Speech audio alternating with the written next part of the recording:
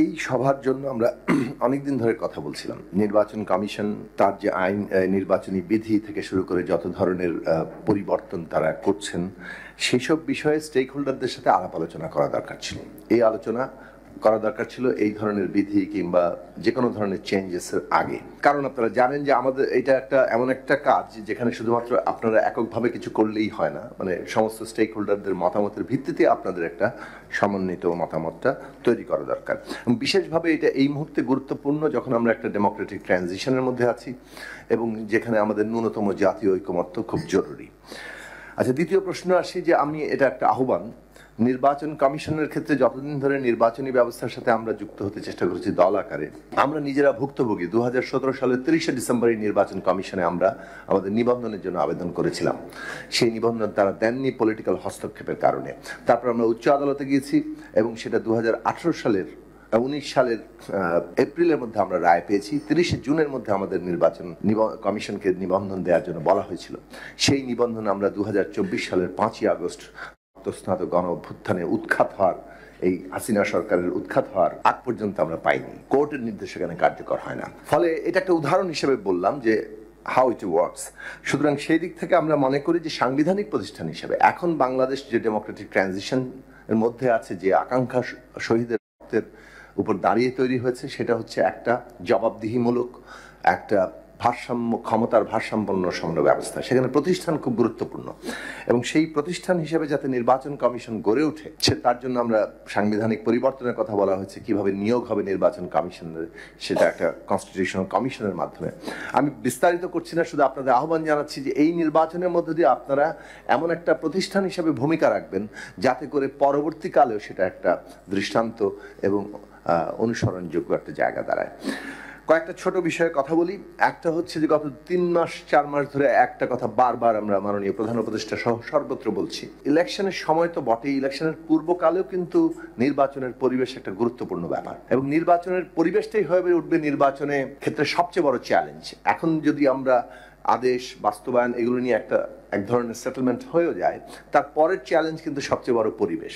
এবং সেই ক্ষেত্রে আমরা বারবার বলেছি যে নির্বাচন পরিবেশ মনিটরিং একটা কমিটি করা দরকার, যেটা উদ্যোগ সরকার, নির্বাচন কমিশন নেবে এবং পলিটিক্যাল পার্টিদের সেন্ট্রাল প্রতিনিধিরা সেখানে থাকবেন।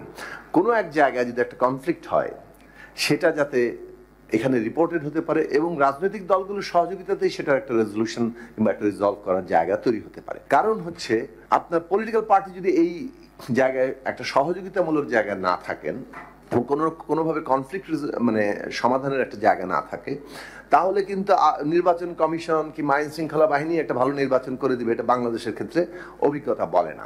সুতরাং রাজনৈতিক দলগুলো যখন সহযোগিতা করেছে তখনই কেবল এই দেশে ভালো নির্বাচন হয়েছে এবং সেই জন্যই রাজনৈতিক দলগুলোর যে কোঅর্ডিনেশন, যেটা ঐকমত্য কমিশনের প্র্যাকটিস আমরা উদাহরণ হিসেবে সৃষ্টি হয়েছে, এটা গভর্নমেন্ট ইলেকশন কমিশন এবং এখনো পলিটিক্যাল পার্টির প্রতিনিধিদের মধ্যে দিয়ে এই ধরনের একটা কমিটি তৈরি করা যেতে পারে।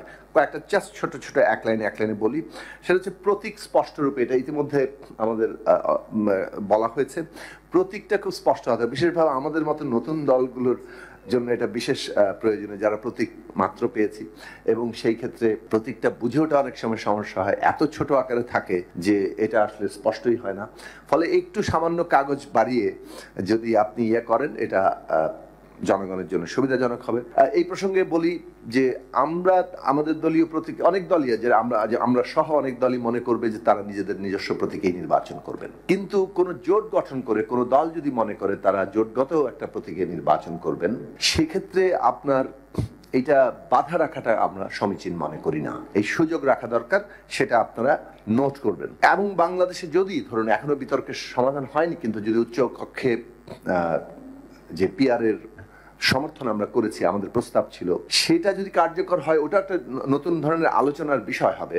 কিভাবে উচ্চকক্ষের এই পিআর পদ্ধতির ভোট কাউন্টিং হবে, সেটাকে দলভিত্তিক নাকি সেটা জোট ভিত্তিকও, সেই ক্ষেত্রে কিন্তু নানান অ্যারেঞ্জমেন্টের জায়গাটা আসতে পারে ভবিষ্যতে বাংলাদেশের রাজনৈতিক মেরুকরণে। কারণ আপনাদের এই বিষয়টা নিয়ে আরো ওপেন রাখা দরকার, কথা বলা দরকার। ছোট ছোট আর কয়েকটা বিষয়, একটা হচ্ছে যে গণভোট এবং জাতীয় নির্বাচনের দুটো আলাদা বুথ হওয়া দরকার এবং গণনা পদ্ধতিও আলাদা হওয়া দরকার।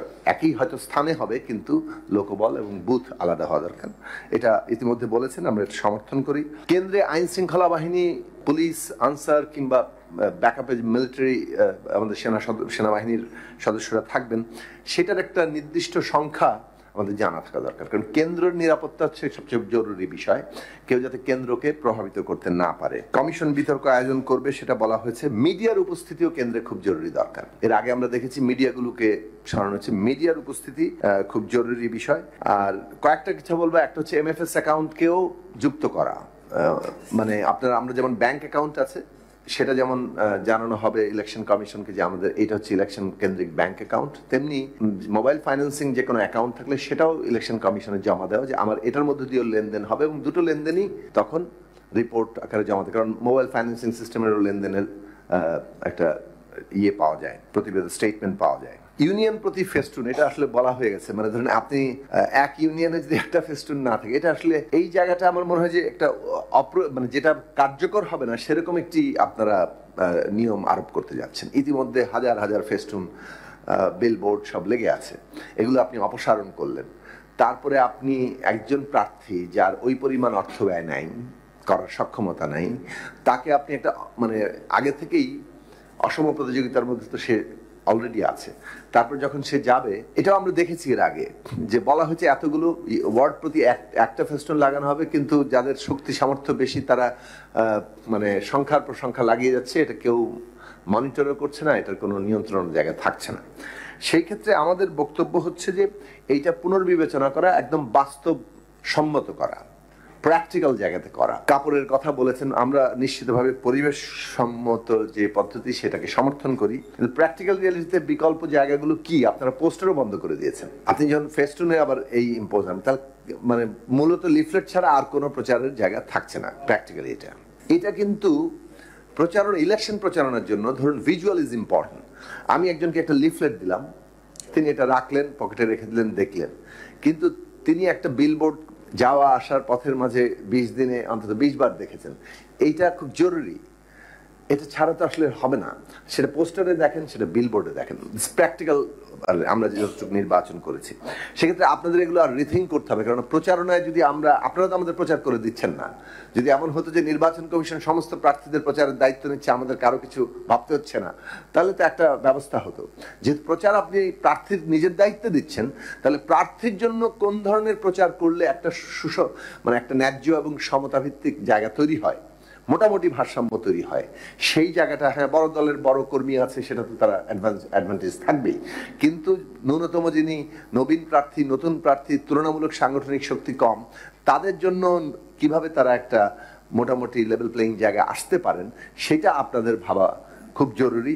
ফলে ইউনিয়ন প্রতি festoon, mic, minimum 1 union 1 ward একটা মাইক প্রত্যেকের দেওয়ার জায়গা লাগবে।